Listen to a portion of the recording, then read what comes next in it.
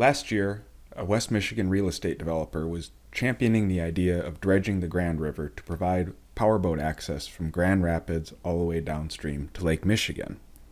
I became involved in this issue in my role as an extension educator for MSU Extension and Michigan Sea Grant. And the role of extension is really to provide science-based information to decision makers. And we've been involved in a variety of different projects that involve dredging in some way in the past, and we aren't necessarily on one side or the other of the issue. In fact, we've been involved in the Sustainable Small Harbors Coalition, and in this case, the sustainable aspect was really the lack of sustainable funding to keep small harbors dredged. A lot of small harbors around the Great Lakes really depend on federal, or in some cases, in some years, state funding to keep their harbors open. And this is an image from Leland in Fishtown. You can see that the Leland Harbor is right on Lake Michigan. You can pretty much throw a rock from any place in the harbor and hit the lake. But even here, they had such difficulty procuring the funding to combat the sand that constantly washes into the harbor mouth from Lake Michigan that they had to really resort to crowdfunding in order to purchase their own dredging equipment and keep that harbor open. But the project we're talking about today is very different than these small harbor dredging projects right on Lake Michigan. This project involves 22.5 miles of river from Grand Rapids downstream to the Bass River State Recreation Area. This is really a river channelization project, not a harbor dredging project. And the implications are very different because rivers work in very different ways than stagnant bodies of water.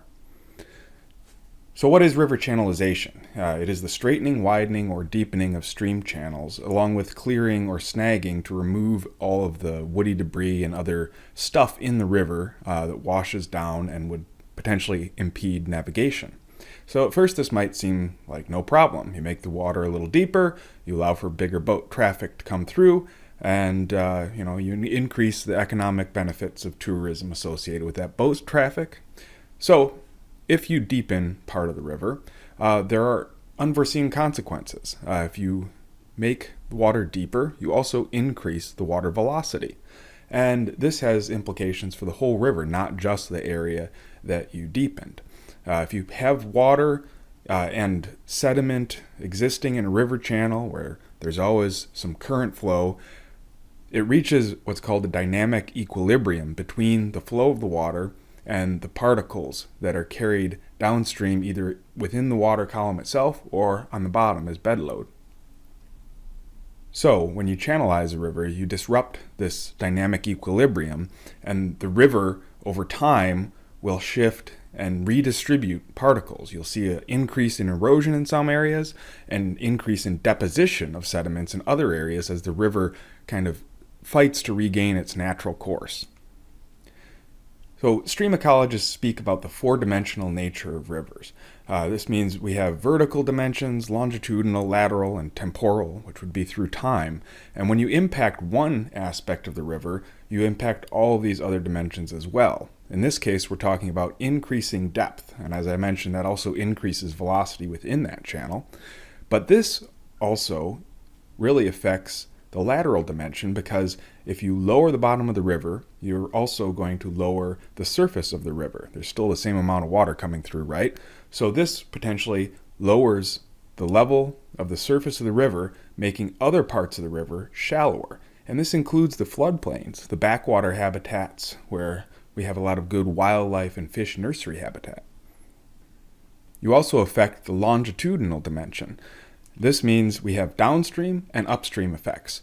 Downstream effects are pretty easy to conceptualize. If you have more erosion and more stuff coming into the river, more nutrients, more pollution coming in from the erosion, then you'll impact downstream communities. In this case, we have Grand Haven at the mouth of the river. This image shows the Grand River plume already carries a lot of sediment, a lot of nutrients, a lot of stuff from the watershed. Upstream impacts are a little bit harder to visualize. So this video shows what happens in a stream simulation table when you dredge downstream off screen, and that dredge leads to head cutting. You can see how erosion eats its way upstream in the river channel. This lowers the level of the river even above where the dredge happened. And you can see that the banks are falling in due to erosion. You can even see that the dyed wetland area off to the left dried up because the water table was lowered so much by this incised river channel. Necessarily get an incised river channel with a dredging project, but when you do, you have a big problem because the incised river is deeper, narrower, higher velocity than it was before, and this leads to exposed sand and mud in off-channel areas, drying up of wetlands, a variety of impacts to fish. It can take decades or even longer for this river to start to heal and remeander and for fish populations to recover. Now, this is also a big problem for shoreline landowners, as you might imagine, with your riverfront property turned into a mud or sand flat. And if you have docks or boat launches, obviously this is going to have big impacts to them because where there used to be water to launch into, now there's exposed sand. Here's an image that really shows this. This is the Homochitto River where dredging led to head cutting, and this area was upstream of the affected channelized area. You can see where a bridge washed out, and you can see where sand and mud flats were exposed on the banks of what used to be the river channel.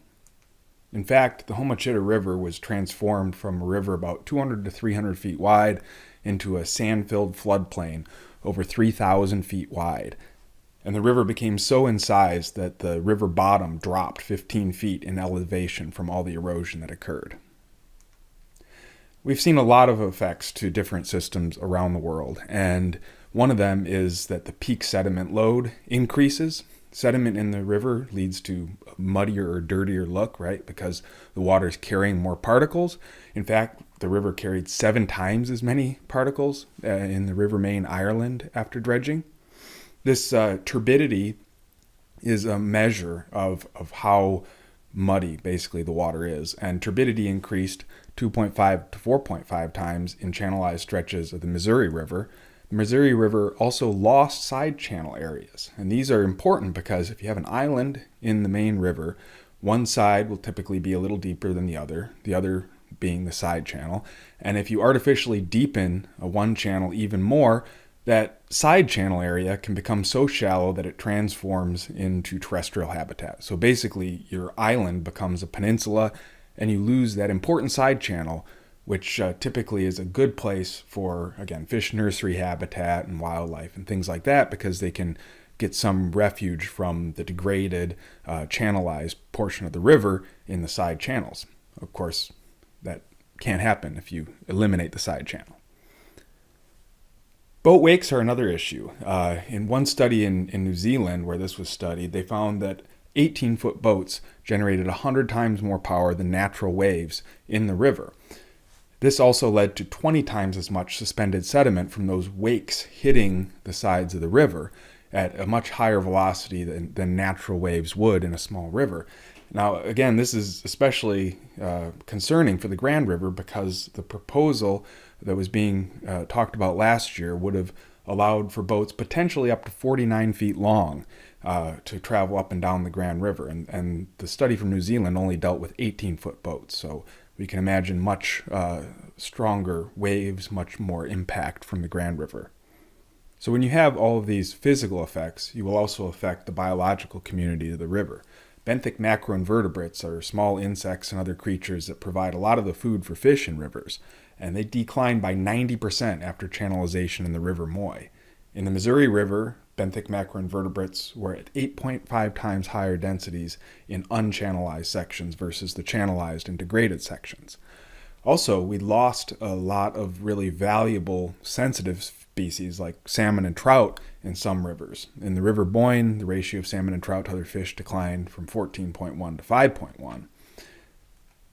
Other valuable but less sensitive fish can also be impacted. Largemouth bass are a warm water species that's pretty tolerant of a lot of conditions, but mean or average largemouth bass weight was 8 times higher in natural sections of the Luxapalila River versus channelized sections. And this is an incredible margin. We don't see impacts like this a lot in biology. Imagine an average of a 1-pound bass in one area versus an 8-pound bass in another. That's the difference between a pretty decent catch for an angler and a trophy.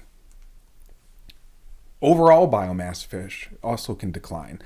Biomass of fish declined by 80% in channelized sections of the Chariton River, which is a smaller river, even a little bit smaller than the Grand. So we know we can have big impacts even when you have dredging projects on small rivers. So those were examples from individual rivers, but another study looked at 40 different streams in Indiana. Some of them were small, some of them were large, some of them were channelized, some weren't, and it found that there were 50% fewer sensitive fish species in the channelized areas of these rivers.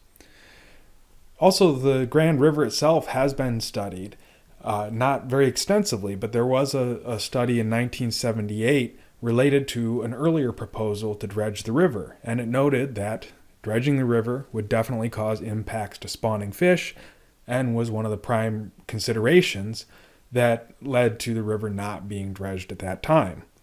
Also, the DNR's own Wildlife Action Plan and Grand River Assessment clearly state that channelization is a major threat to large rivers and specifically the Grand River.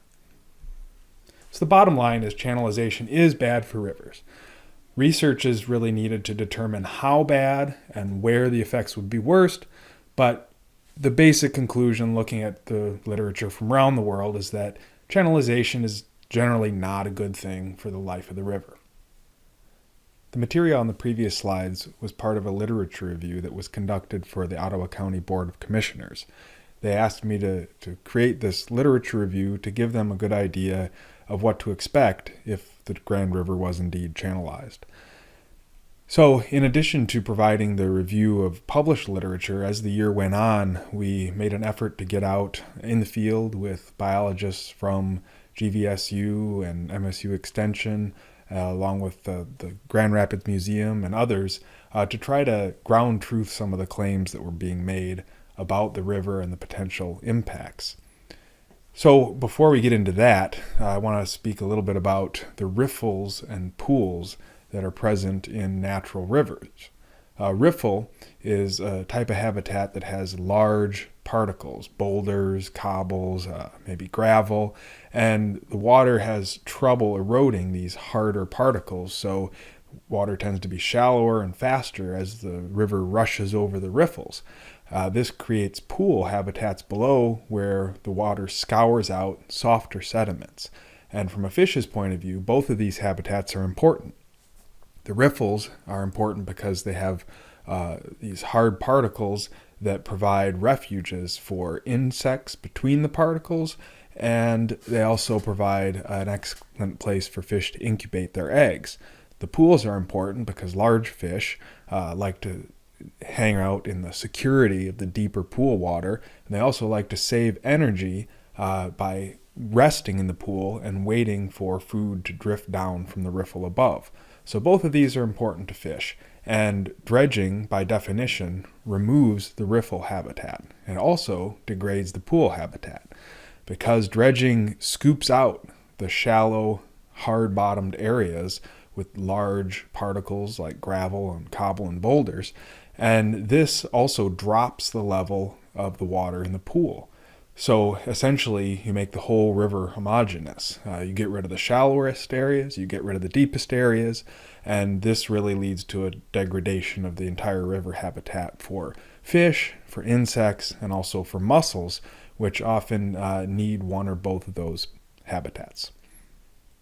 So we found one riffle in particular in Kent County waters of the Grand River that would have been dredged under the Grand River Waterways proposal, where all of these fish were found. We found pike in the upper left there, muskie, which is the really large fish shocked by the DNR boat. It's known as the fish of 10,000 casts because it's a very rare apex predator. We found walleye and steelhead in the lower right, also shocked by the Michigan DNR crew. These are migratory fish that only come up to use the riffles when they spawn in spring. Both species can drop downstream and even use Lake Michigan during much of their life, or just hang out in the lower river for much of the year in the case of walleye. And in the upper right is a fish called the river red horse, which is a state threatened species only found in 3 of Michigan's largest river ecosystems. And this particular fish is special because it relies on another rare food source, which is freshwater mussels. Freshwater mussels, also called unionids, are not the same as the invasive zebra and quagga mussels you hear so much about. These are the most vulnerable taxa in the U.S. Roughly 70% of species are imperiled, and the reasons that they're so rare is because of impacts like dredging and damming and siltation of our rivers in the U.S. So freshwater mussels have kind of a unique life history too, because an adult mussel can't really swim upstream to disperse its eggs and young. They rely on fish, and here's the lure of a mussel. You can see that this fleshy lure looks like a couple of fish. You can even see fake eye spots, and the idea is the mussel lures a fish in, and when the fish attacks the mussel's lure, it squirts glochidia, parasitic larvae, into the fish's mouth, and those glochidia become parasitic on the fish for a short period of time. They hitch a ride upstream or downstream and disperse themselves into different habitats before they settle out on the sediment and grow older. So many rare mussels were found in the project area, including Michigan endangered species and threatened species. These were all found in Kent County waters, and it was claimed by the Grand River Waterways hired consultants that Ottawa County waters were really low quality mussel habitat. So that's one of the things that we set out to kind of ground truth, because they only surveyed a tiny portion of Ottawa County waters and just concluded that the rest of the river in Ottawa County is low-quality mussel habitat devoid of mussel life. The Grand River Waterways consultants also claimed that gravel bars are not found in Ottawa County waters, and that the woody debris and training walls that might be important habitat for insects and for fish were not going to be removed or damaged by the dredging project. So again, we set out to ground truth some of this with a variety of different biologists and folks from Ottawa County Parks, the Grand River, the Grand Rapids Museum, and retired MDEQ biologist Joe Rathbun, along with a few GVSU grad students and Professor Eric Snyder. So on September 7th, we went out and we did some mussel sampling. We looked at 3 sites in Ottawa County, and we found live species of special concern in Michigan at 2 of those sites. One of the sites had a diverse mussel community with 7 living species and dead shells of a state endangered 3-horned wartyback. So we definitely found that some of these areas that were not sampled by the consultants previously had pretty good mussel communities in Ottawa County waters that could have potentially been impacted by dredging. Also, we found that gravel bars do indeed exist in Ottawa County waters. It wasn't too hard to find. We just took a boat down the river on a day where the water was rather clear, and we got some photos like this one that show pretty clearly there's some areas of gravel and even cobble and boulder in Ottawa County waters that would have been part of that dredging project. In addition to some of these shallow areas off to the side of the river, there was one site right in the Thalweg, or deepest part of the river, that was shallow enough that it would have been impacted by dredging to the 7-foot level. So there was one entire gravel bar that would have been removed by the dredging project in Ottawa County. And finally, their last conclusion was that woody debris and training walls would not be affected by the dredging project, and we found, again, areas that you could see visually just taking a boat down the river, that woody debris was actually caught on remnants of the old training walls within the river channel in areas where the dredging would have occurred. So you can even see this from satellite imagery. This is a Google Earth image, and you can see the 2 training walls within the channel of the river here, and you can see some large woody debris hung up on those training walls in an area that would have been dredged under the project proposal. So the question is, are the economic benefits really enough to outweigh the environmental and economic costs? And there are some potential hidden costs here. For example, erosion to public property, docks, and boat launches could add up to a pretty hefty price tag. One example from here in Ottawa County is Riverside Park restoration cost $184,000 just for 500 feet of shoreline that has been impacted by boat wakes at the end of a no-wake zone. Again, this is only 500 feet, and we're talking about increased boat traffic and a dredged channel along 22 and a half miles of the river. Also, there's the cost of ongoing dredging and tree removal, and this was estimated at $798,000 annually by Ottawa County. There's also an impact to existing businesses, and several existing businesses have spoken out against the dredging project. So my role with MSU Extension and Sea Grant was really just to provide information, but that's different than advocacy. So other groups like WEMEAC and the Friends of the Lower Grand River really took it a step further and used the information to try to encourage people actively to oppose the dredging project. And again, this is different than a strictly educational role. So the Friends of the Lower Grand River did produce a nice website that has a lot of news articles and other documentation about the project. And they also, again, took it a step further and tried to encourage people to sign on, along with WEMEAC, to letters of opposition to the project. And I'll note, too, GVSU Student Senate was the most recent addition to the list of groups that formally oppose the project. And that list grew to 49 last year as a number of other groups signed on to oppose the project or crafted their own resolutions in opposition. And this list includes Ottawa County, Board of Commissioners, many different municipalities and tribal governments, as well as business-oriented groups like the Grand Haven Chamber of Commerce, along with other NGOs.